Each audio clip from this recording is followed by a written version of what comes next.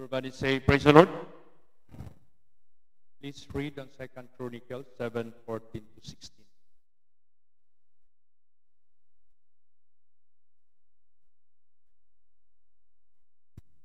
Praise the Lord. If my people, which are called by my name, shall humble themselves and pray, and seek and turn from their wicked ways, then will I hear from heaven, and will forgive their sin, and will heal their land. Now mine eyes shall be open, and mine ears attend unto the prayer that is made in this place. For now have I chosen and sanctified this house, that my name may be there forever, and mine eyes and mine heart shall be there perpetually. Praise the Lord. Praise the Lord. Let us all pray. Hallelujah. How great thou art, O Lord my God. Maraming salamat po, Panginoong Kristo. Dinala niyo naman po kami muli sa inyong sanctuaryo upang makakain naman po ang mga kaluluwa ng inyong mga anak. For mention out of the mouth of God. Pagpalain niyo po ang aming samba. Pagpalain niyo po ang bawat isa ng inyong mga anak. Kayo po magbigay ng inyong mga banal na salita. Tuloy sa bawat isa ng inyong mga anak. Said are the thirsty after righteousness because they shall be filled. Tanging kayo lamang po, Panginoong Hesukristo, ang makapagpuno sa bawat kaluluwa ng inyong mga anak na nauuhaw dyan po sa inyong katuwiran, kabanalan. Pagpalain niyo po ang aming samba sa gabing ito. Be with us in thine own might, that their faith should not stand in the wisdom of men, but in the power of God. Marami pong salamat. Kayo po nagsabi naman hingin niyo sa aking pangalan ay pagkaloob ko. In Jesus' name, Amen. Everybody say,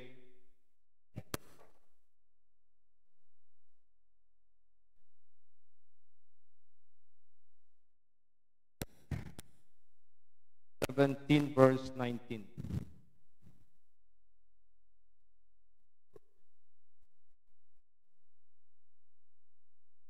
Praise the Lord. And for their sakes I sanctify myself, that they also might be sanctified through thy truth. Okay. So, ito yung sinabi ng ating Panginoong Hesukristo. For their sakes I sanctify myself, that they also might be sanctified through thy truth. Alam naman po natin lahat ay nagkasala. All have sinned. Sanctify myself, that they also might be sanctified through thy truth. Kaya maraming nalinis, maraming naligtas mula sa kanyang mga kasalanan, maraming nabago, from sin to righteousness, from darkness to light, maraming napatawad, na nahatid sa pagpapakumbaba at pagsisisi at tumalikod sa kanilang mga kasalanan hanggang ikinamatay nila ang buhay na matuwid, banal at kaya-aya sa harapan ng Diyos. So, nagresulta po ng pagliligtas ang ginawa ng ating Panginoong Hesukristo. Kaya, ito kasing ginawa ni Lord Jesus Christ sa atin, katulad ito sa pag-rescue. Kaya nga, meron akong member dito na nag-training sa Red Cross. At ang kanilang subject is how to rescue. Nung natapos ang training at siya'y bumalik sa pagsimba, nagtanong po ako sa kanya, anong natutunan mo sa pag-rescue? Sabi niya, Pastor Chit, hindi pala basta-basta mag-rescue ka lang. Kasi maraming nagre-rescue, sila pa ang nauna namatay. Merong nag-rescue na nalunod, siya ang nalunod. Naligtas yung kanyang nirescue, pero siya namatay. So, hindi pala basta-basta mag-rescue. Kailangan pala unahin mo muna yung sarili mo na ligtas bago ka magligtas ng iba. Katulad na lang kung merong nabundol ng sasakyan, tumilapon sa kabilang karsada. Ikaw nandito sa tapat.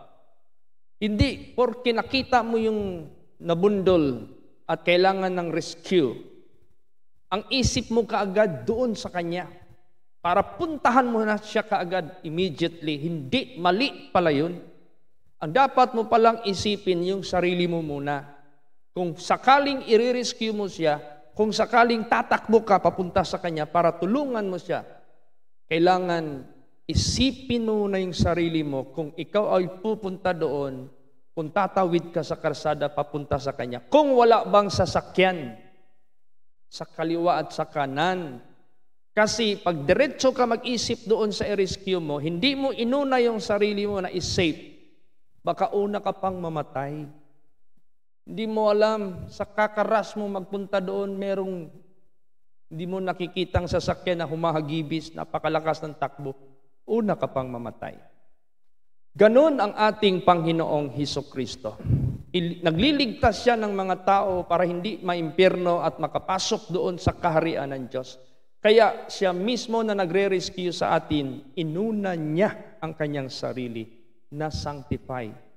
Sanctified siya. Ibig sabihin niyan, pinapapasok tayo sa kaharian ng Diyos, siya na nagre-rescue para hindi tayo maimpyerno, hindi makapunta tayo sa kaharian ng Diyos. Dapat siya na nagre-rescue, siya yung una makapasok sa kaharian ng Diyos. Hindi kay tayo nakapasok sa kaharian ng Diyos, siya naman pala'y papunta sa impyerno. Kaya, isa yang halimbawa na ipinakita ni Kristo sa atin para yun din ang gagawin natin sa ating buhay. Mag-rescue ka sa iba, nag-preach ka sa iba, nangaral ka sa iba sa salita ng Diyos. Dahil salita ng Diyos ang pinangaral mo sa kanila, naniwala sila, ikinaligtas nila. Ikaw itong nagpipreach, hindi ka pala sumunod. Ikaw itong nagpipreach, hindi mo pala in-apply sa buhay mo. Sila napunta sa langit, ikaw na impyerno. O di, ang sagwa tingnan, ang pangit tingnan. Kaya tayo na mga anak ng Diyos, we need to sacrifice ourselves. Kailangan tayo magsakripisyo para sa iba. Kasi itong sanctify myself, sakripisyo yan. Kasi sa paglilingkod natin kay Lord Jesus Christ, maraming persecutions, maraming pag-alipusta, maraming mga pagsubok mula sa ating mga pamilya, mula sa ating mga kaibigan, mula sa ating mga kaklase, katrabaho, kapitbahay. Kailangan tayo mag-sacrifice. Huwag tayong mapikon. Huwag tayong magsawa. Kailangan manindigan tayo para someday, pagdating ng panahon, pag sila na itinawag ng ating Panginoong Diyos, maalaala nila tayo. Kasi kung tayo ang bibigay, wala, saan pa sila pupunta na ikaw ay bumalik na sa kasalanan? Hindi ka na nag-sanctify sa sarili mo. Saan sila pupunta? Ikaw ay sumama na rin sa kanilang kasamaan. Saan pa sila magtatanaw ng tao na magliliwanag sa kanila sa kaligtasan? Kaya ganun po. Alang-alang po, minsan maraming mag-request sa akin, Pastor Chit, gusto kong makasama yung husband ko sa Panginoon, mga anak ko sa Panginoon, buong pamilya ko sa Panginoon. Gusto ko maangkin yung Acts 16:31. Ito na ang instruction ni Lord Jesus Christ. Gusto mong masanctify ang husband mo? Gusto mong masanctify ang mga anak mo? Gusto mong masanctify ang pamilya mo? Gusto mong maangkin ng Acts 16:31? Believe in the Lord Jesus Christ and you will be saved and your house. Then you have to sanctify yourself as what Jesus did. Kung ano yung ginawa ni Lord Jesus, hindi siya bumigay. Pag sinabing bumigay, nadulas. Pag sinabing nadulas, nadapa. Pag sinabing nadapa, napataripa sa kasalanan. Yung bang nahulog sa pagkakasala. Kaya si Lord Jesus Christ, nakita natin sa buhay niya, I sanctify myself, sabi ni Lord Jesus, that they shall also be sanctified. Nanindigan siya. Kaya ganun po exactly ang gagawin natin. Now, paano natin maangkin yung sanctification? Si Lord Jesus, bakit hindi siya nagkasala? At napanatili niya ang kalinisan at hindi siya narumihan sa kasalanan. Di ba? Word of God ang kanyang laging pinaka-shield, pinaka-depensa, pinaka-sword. Yun yung pangpatay niya sa tukso. Yun yung panglaban niya sa kasamaan. Kaya anong paraan masanctify tayo? Basa po. John 17:17. Praise the Lord. Sanctify them through thy truth. Thy word is truth. Yes. Sanctify them through thy truth. And thy word is truth. Kaya ang salita ng Diyos ang makapaglinis sa atin. Ang salita ng Diyos ang makapaglinis sa iba. Ang salita ng Diyos ang makalinis sa lahat ng mga tao sa sanglibutang ito. Kaya huwag tayong humiwalay sa salita ng Diyos. Huwag nating lapastangan ang salita ng Diyos. David said, Thy word have I hid in mine heart that I might not sin against thee. Thy word is a lamp unto my feet and a light unto my path. Ganun ang salita ng Diyos. Yun yung mag-keep sa atin na malinis. Praise the Lord. Katulad niyan, meron tayong membro na isang kasambahay ng ating membro rin. Pag nagbibigay ako ng Word of God dito, natutulog. Hindi nakikinig. Anong nangyari sa kanya? Ay hindi siya nakatakas sa tukso. Nakakaroon ng textmate sa labas. Pag sabihin mo, sinong ka-text mo? Wala. Ayaw mag-angkin. Sinungaling. Anong nangyari? Sa kaka-text, sa kate-text. Hanggang nagkita sila. Saan sila nagkita? Diyan sa may Kalinan ata. Hanggang doon na nagsibat ng sibat. Pag wala doon sa amo niya, nandoon sa lalaki. Hanggang nalaman ko na lang na gumano. Okay, bakit? Hindi nakikinig ng Word of God ng buong puso. Paano ka malilinis sa mga tukso ni Satanas sa buhay mo? Praise the Lord. Kailangan honest tayo. Huwag tayong magtago-tago ng kasalanan. Kung honest sana siya, nagsabi siya sa akin, di ma-advisean siya, huwag ka magpunta-punta doon, ha? Babaeng-babae ka. At saka, huwag kang text ng text doon. Kasi napansin ng amo mo, nagsumbong ang amo mo sa'yo na doon ka na lagi sa kwarto. Wala ka ng kain, hindi ka na makaisip ng kain. Siguro ano yung text-text nyo dyan? Siguro ang ano nyo na, nasa ano na kayo, on the height na masyado kayo sa mga tech communication ninyo. Kaya ayaw mo makinig. Nawala. Gone by the wind. See? Sana maligtas pa niya yung mga, sino yung magiging kasalamuha niya sa buhay niya. Hindi. Nasama siya doon. Gone by the wind. Kaya ang Word of God, pakinggan natin ng buong puso. Praise the Lord. Makinig ka. Pag sinabing huwag magsinungaling, huwag kang magsinungaling. Pag sinabing huwag kang magtago ng anong pamang mga tago-tago mo dyan, kasi walang natatago sa Diyos, huwag kang magtago. Para may maka-advise sa iyo. No? Para may maka-guide sa iyo. Ganun po ang Word of God. Napaka-importante po sa buhay natin. Alam niyo po, kailangan talaga nating mag-sacrifice. Si Lord Jesus, siya po ay nasa langit, tayo'y nasa lupa. Binaba niya ang kanyang sarili. Siya po'y nasa langit at tagalangit siya. He humbled himself. Nagpakatawang tao siya. Kumbaga pa, dinemote niya ang sarili niya mismo. Siya mismo ang nag-demote sa sarili niya. Being God, eternal, Creator, King of Kings, and Lord of Lords. He humbled himself and took the form of a human being for our sake. Para lang sa atin. Para tayo ang maligtas. Para tayo makarating sa kanyang kaharian. Kaya tayo, kung gusto mong maligtas at gusto ka makaligtas, magpigil ka sa sarili mo. Huwag kang paisi-isi. Bantayan mo yung buhay mo. Bantayan mo yung sarili mo. Kahit anong pagtitiis ang dadanasan mo para hindi ka lang magkakasala sa Diyos, sa kanyang mga banal na salita. Tiisin mo yan para maligtas ka. Pagdating ng panahon, liliwanag ka sa mundong ito. Liliwanag ka sa pamilya mo. Liliwanag ka saan man dako sa sanglibutang ito. Kaya we need to sacrifice. We need to humble. Praise the Lord. Basahin natin yan. 2 Corinthians 8:9. Praise the Lord. For you know the grace of our Lord Jesus Christ, that though he was rich, yet for your sakes he became poor, that ye through his poverty might be rich. Yes. Kahit siya mayaman, dahil nasa langit siya, Diyos siya na makapangyarihan, nagpakapobre siya. Tingnan mo yung kapanganakan niya doon sa sabsaban. Tingnan mo yung guardians niya, mga magulang niya dito na ginamit ng Diyos. Carpenter, simpleng-simple.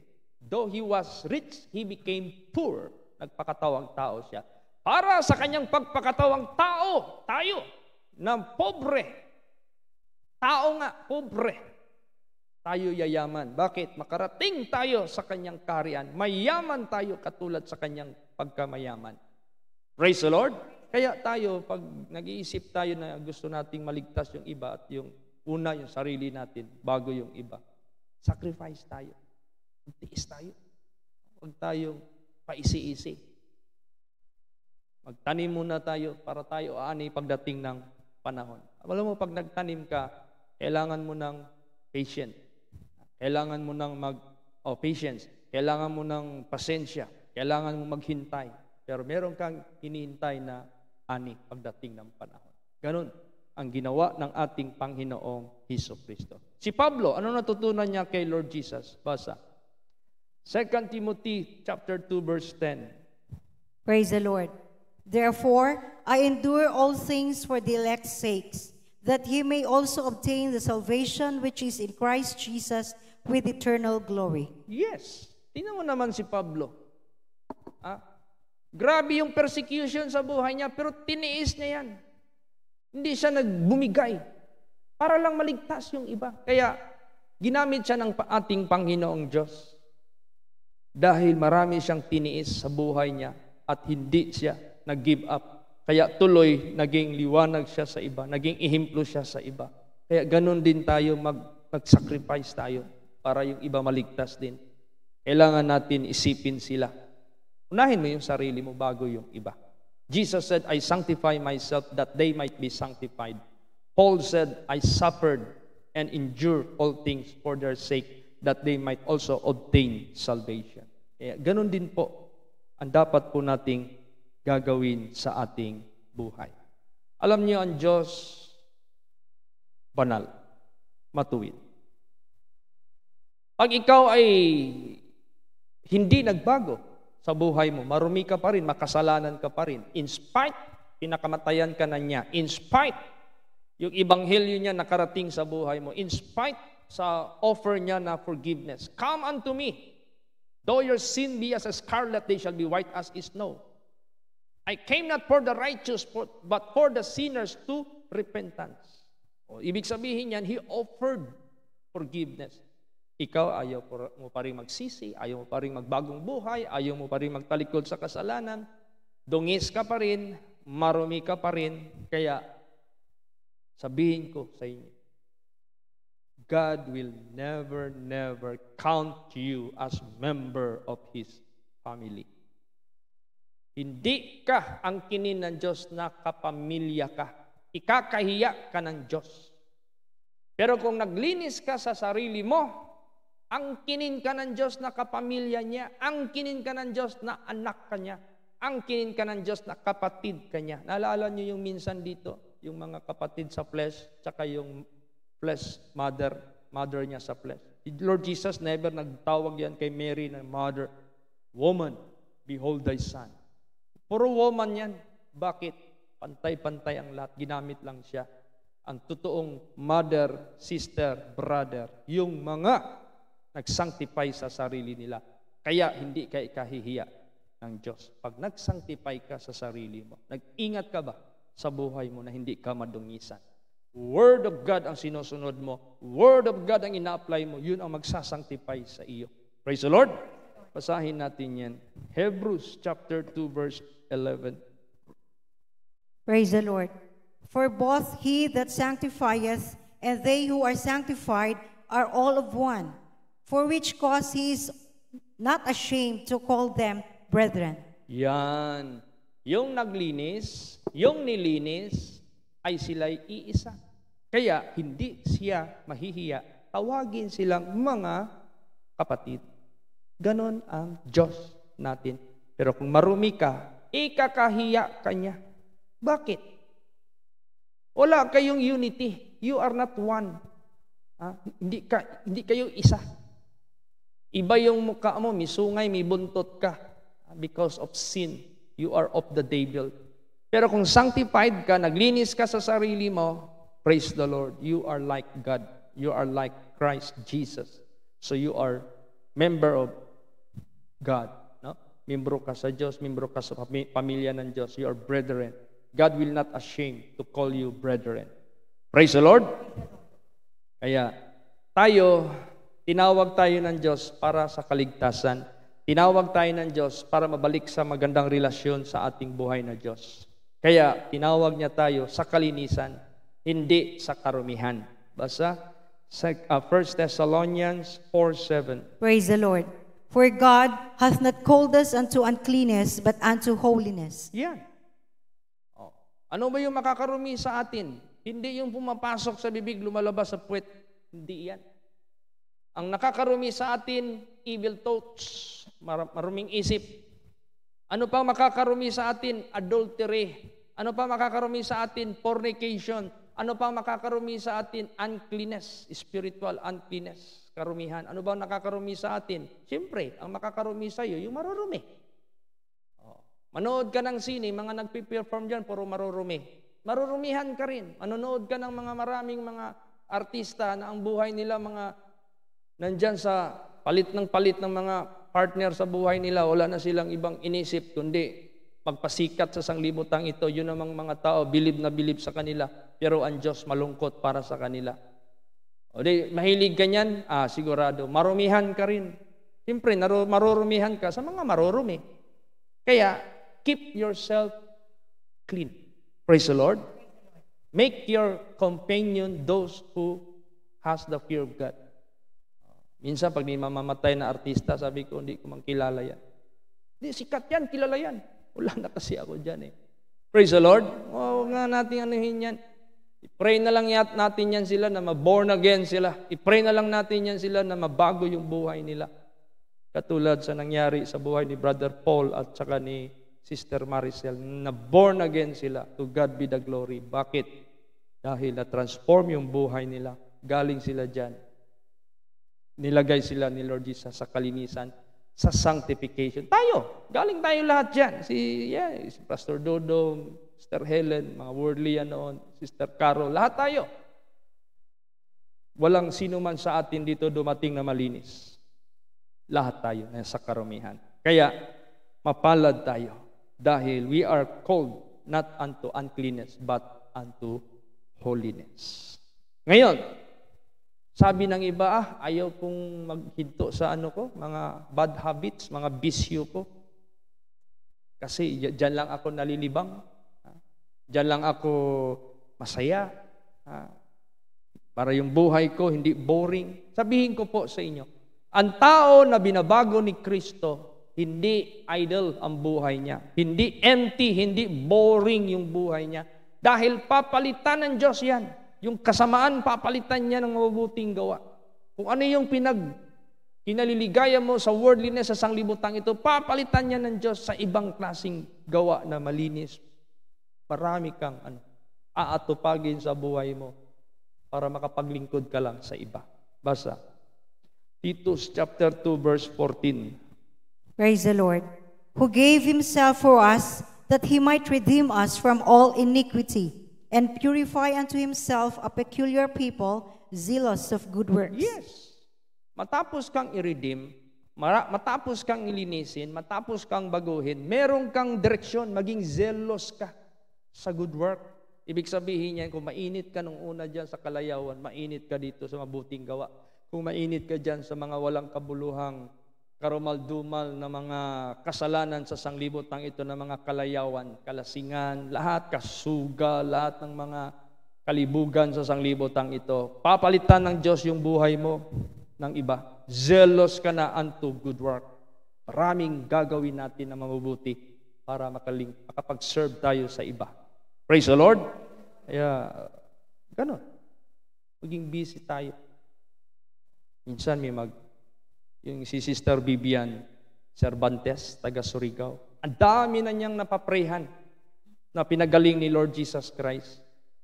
Kanina naman nag-text, Pastor Chit, are you not busy? I have a family friend who got a big problem. Please pray for her. What is your convenient time to pray for her? Anong sabi ko? I am willing to pray for her, but, merong but, pakinigin mo muna siya sa Word of God. Let her hear the Word of God. Papakinggan mo na siya ng Word of God. Ito, pinadala ko yung YouTube na recorded. Ang title doon is Heal All Sicknesses. No? Paano pagalingin ng Diyos ng lahat ng uring sakit, sulbarin lahat ng problema. Yun. Dalhin mo siya sa bahay, ipakita mo sa kanya para makarinig siya bago ako mag-pray sa kanya. Kasi maging albularyo na tayo nito. Paro lang pagaling ng mga sakit. Paano yung kaluluwa nila? Paano yung pananampalataya nila? Paano yung kanilang spirituality? Paano yung pagsamba nila? Paano yung paglilingkod nila sa Diyos? Mamaya, pinagaling sila. Afterwards, bye-bye, Jesus. Magaling na ako. Pero kung makarinig yan ng Word of God, mag-isip-isip yan. Impyerno pala. Meron palang karya ng Diyos. Meron palang kabanalan. Meron palang pagbabago sa buhay. O di, maliban magaling siya, meron pa siyang bagong buhay. Maliban magaling siya, meron pa siyang eternal life. Kaya, naghintay ako. Tagal din, mga 1 oras, kasi parang 1 oras din yung preaching ko. Pagkatapos, nag-text, Pastor Chit, tapos na po naming na pakinggan. Blessed na blessed po kami sa Word of God na binigay ni Lord Jesus through you. Tawag ako. Umiyak yung babae na naprayhan ko. Na-touch siya sa Word of God. At nabigyan ko siya ng advice para malutas yung problema mo. Lumapit ka kay Lord Jesus Christ. Siya magbigay sa iyo ng solusyon. 100%. Huwag kang humiwalay sa Kanya. Magpatuloy. O di, to God be the glory. Nabigyan siya. Dumaan kami ng bansalan. Nandoon, naghintay yung 2 magkakapatid na may mga sakit. Di nag-visit kami doon. Nagbigay ako ng advice sa kanila. Dami ng pera dumaan sa buhay ninyo, hindi kayo makabili ng gadget para makakita kayo ng YouTube sa preaching ko. Huwag niyong panghinayangan yan kung magkano yan. For your kaluluwa yan. Sabi ko, Sister Edith, yan mo na yan. Yung Edith Baldumar. Turuan mo sila, bisitahin mo sila sa bahay nila, i-introduce mo paano mag-open ng YouTube sa preaching ko para makarinig sila. Importante masyado. Praise the Lord. Ganun ka-importante. Kaya, zealous unto good works. Paano ba natin i-consider itong Word of God sa buhay natin? Saan bang mas higit? Pagkain natin sa tiyan o yung Word of God? Basa. Job 23:12. Praise the Lord. Neither have I gone back from the commandment of His lips. I have esteemed the words of His mouth more than my necessary food. Yan, binilang ko ang iyong salita sa iyong bibig, which is His commandments, higit kaysa mga importanteng pagkain na physical.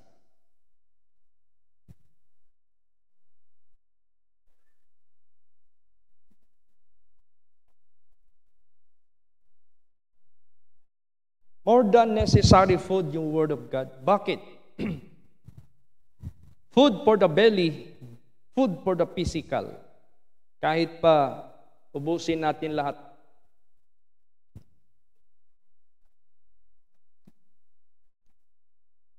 Kahit pa araw-araw tayo magkain ng mga healthy food, whether we like it or not, this physical body will never last forever. We are dust, and unto dust we will return. Life is like a vapor, appeareth for a moment, afterwards disappear. All flesh is as grass that withers, and the flower thereof which fadeth. Every man at his best estate is altogether vanity. You see? So ang Word of God, maghahatid yan sa iyo sa buhay na walang hanggan. Yung kaluluwa mo, yun ang magbe-benefit niyan you will live forever with the kingdom of God, with God mismo. Kaya, mas higit pa ito sa mga importanteng pagkain. Bakit? Yan yung mag-detox sa atin mula sa ating karumihan. Basa. John 15:3. Praise the Lord. Now you are clean through the word which I have spoken unto you. Ayan. Oh. Ngayon, malilinis kayo sa salita na aking sinalita sa inyo. Nalulupaypay ka, makinig ka ng Word of God, sisigla ka. Oh, marami kang mga kalumbayan sa buhay, makinig ka sa Word of God, liligaya ka. Hopeless ka na sa tingin mo sa buhay mo, makinig ka ng Word of God, magkakaroon ka ng buhay na pag-asa. See? Bakit? Kaya kanyang buhayin. Basa. John 6:63. Sige po. Praise the Lord. It is the Spirit that quickeneth, the flesh profiteth nothing. The words that I speak unto you, they are spirit and they are life.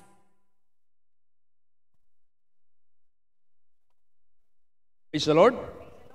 Kaya kang buhayin sa salita ng Diyos. It is the Spirit that quickeneth, the flesh profiteth nothing. The word that I speak unto you, they are spirit and they are life. Mabubuhay ka talaga. Kaya tinanong ko si Sister, yung nagpa-pray kanina sa akin, na inintroduce sa akin ni Sister Bibian Cervantes. Sabi ko, Sister, kumusta ka na? Sabi niya, Pastor, gumaan yung aking pakiramdam sa pagpakinig kanina ng Word of God. Praise the Lord po. O, di ba? Mabigat yung pakiramdam mo because of your problem, because of your sorrow. Pakinig ka ng Word of God, bubuhayin ka niya. Gagaan yung pakiramdam mo. Kaya, how do we listen the Word of God? How often? Gaano tayo kadalas dapat makinig sa Word of God? Is it once a week? Kulang yan. Is it 3 times a week? Kulang din yan. Is it 7 times a week? Kulang din yan. As much as possible, daily, and aside from daily, not only in the morning, but also in the evening, or day and night. Basa. Psalms chapter 1, 1-3. Praise the Lord. Blessed is the man that walketh not in the counsel of the ungodly, nor standeth in the way of sinners, nor sitteth in the seat of the scornful. But his delight is in the law of the Lord, and in his law doth he meditate day and night. And he shall be like a tree planted by the rivers of water, that bringeth forth his fruit in his season. His leaf also shall not wither, and whatsoever he doeth shall prosper. Yeah. Praise the Lord. Daily and day and night. Bakit? Pag hindi natin gagawin yan, mamaya-maya, ma-deceive tayo. Mamaya-maya, kung ano yung lakad ng mga ungodly, lalakad ka rin katulad sa kanilang mga paglakad. Maya-maya, makinig ka sa mga taong yung bang naglalait sa Diyos, matuto ka rin maglait sa Diyos. Maya-maya, yung mga masasamang manggagawa, matuto ka rin sa kasamaan nila, susunod ka rin sa kanila. Kaya sinabi diyan, Blessed is the man that walketh not in the counsel of the ungodly, nor standeth in the way of sinners, nor sitteth in the seat of the scornful. But his delight is in the law of the Lord, and in his law doth he meditate day and night. And he shall be like a tree planted by the rivers of water, that bringeth his fruit in his season. His leaf also shall not wither, and whatsoever he doeth shall prosper. You want to be prosperous? Dito ka sa Word of God. Praise the Lord. Ganon. So, do not ever think na sayang yung oras mo, sayang yung time mo sa Word of God. No. This is more than necessary food. How about you? How many times do you eat daily? Diba? 3 times with heavy meals per day. Meron pang in between. Merienda kung tawagin. Sometimes meron pang midnight snack. Because you do not want to faint. You do not want to weary. Ayaw mong manghina. You want always fresh. You want always strong. So you have to fill up the so-called empty stomach. Ganon din sa buhay natin. Day and night. Because one day is being divided into two. Day and night. Kaya let us fill our day with the Word of God. Day and night. Praise the Lord. Kaya salamat tayo. Kasi dahil dito makaka-endure tayo hanggang sa pagbalik ni Jesus sa kalinisan. Dahil dito, day and night yung Word of God sa buhay natin, mariresist natin ang lahat ng mga tukso sa buhay natin. Hindi tayo marurumihan. Dahil dito sa banal na salita ng Diyos, magkakagawa tayo ng mga kalugod-lugod sa Kanya. At dahil dyan ay tayo liliwanag sa sanglibutang ito. Kaya ganun po. Mapalad tayo na nagme-meditate sa Kanyang Word day and night. Let not this book depart from thy mouth, but keep it always with you, that you may observe what are written therein. Hindi kay meron kang Bible, nakikinig ka sa Word of God, hindi mo naman sinusunod. What is the use of that? Ang purpose na meron tayong Word of God day and night, that we may observe what are written therein. Praise the Lord. So that whithersoever thou goest, you will prosper. Magpa-prosper ka. And you will have a good success. Kaya napakapalad natin. Kaya thanks to God for giving us the Word of God non-stop in our lives. This is like a living fountain water. Jesus said, "Woman, whosoever will drink this water," he is referring to the Jacob's well, "shall thirst again. But the water that I shall give unto you, this will be a fountain of living water to your life. You will never thirst again." Then the woman said, "Give me water that I may drink it. Call your husband." Ayun na. Doon na niya nalaman ng lahat na siya pala ay kilala talaga ni Lord Jesus. Doon siya naniwala. Kaya sa buhay natin, pasalamat tayo dahil meron tayong Word of God, living fountain or fountain living water. Fountain of living water. Minsan nung nagbiyahe kami sa Mindoro, ay naku, kita mo yung mga fountain doon, pag merong tubo doon na ilibing, maglabas kagad yung tubig. Walang hinto. Ganun ang Word of God sa buhay natin. So, to God be the glory. At wag nating sayangan ang ating napakinggan. Wag nating ilagay sa wayside. Wag nating itanim sa thorny. Wag nating itanim sa stony. Itanim natin sa good ground. Dito, sa puso natin. Keep it to your heart. And let it grow. Let it branch out. And let it bear fruit of holiness and righteousness. Then, that will be your fruit. That will lead you to everlasting life. Praise the Lord! Magsitayo po ang lahat. And do not forget to pray the arrival of Brother John Mark, safe arrival from Manila. Hallelujah. How great thou art, O Lord my God. Maraming salamat po, Panginoong Hesukristo, sa inyong kabutihan sa aming buhay. This is the reason why we abide in your word. Ito lang yung maglilinis sa amin. Ito lang din yung makapag-keep sa amin na malinis hanggang sa inyong pagbalik. Kaya napakadakila niyo po sa bawat buhay ng inyong mga anak, yung mga nakikinig sa online, sa live, patuloy niyo po silang bigyan ng kalusugan, kalakasan, kasigasigan. Huwag silang manghina, huwag silang malupaypay, kundi lalo silang maging masigasig, lalo silang mamumuhay na banal sa kalinisan dahil ang Word of God, yun ang maglilinis sa bawat isa. Marami pong salamat sa lahat ng mga katagumpayan, protection na binigay niyo po sa bawat isa. Kahit naman sa buhay po ni Brother John Mark, who will be coming back in Davao City, bless his flight tomorrow morning, bless his arrival in Davao. Keep him safe, O Lord. Ang entire airplane, bantayan niyo po ng inyong mga angels. Let everyone arrive to their destination safely. Di lamang sila, kundi ang lahat ng mga tao sa mundo para makarinig pa sila ng inyong mga mensahe at mabigyan pa ng pagkakataon na malinis, masanctify. Kaya dalangin ko po sa inyo, be with us in thine almighty way and preserve us that we may bring this light to the people of the world. Thank you for your mighty presence. Thank you for the victories. Thank you for your guidance and protection for the whole day. Thank you, Lord, for the blessings, financial, good health, and above all, spiritual. Marami pong salamat.